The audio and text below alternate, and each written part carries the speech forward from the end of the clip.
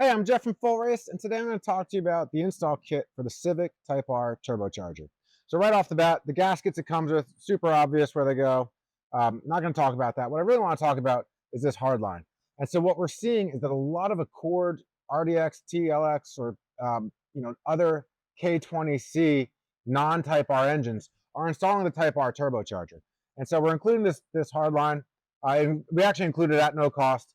The reason for this hardline is that in order to install a Civic Type R turbocharger in your non-Type R K20C, you really need one of these hardlines, and Honda has a great write-up on how to make these fit. But what you want to do is you'll want to basically waller out, oval, notch, whatever you want to call these two holes a little bit more so that they fit onto these studs. And we really include this thing, believe it or not, at no cost, just as a service to our TLX, Accord, and RDX customers, just to make it a little bit easier to install the FK8 Type R turbo on one of your applications. So if you guys have any questions, leave them in the comments below. Hope this helps clarify things on our Civic Type R install kit, and we look forward to hearing from you.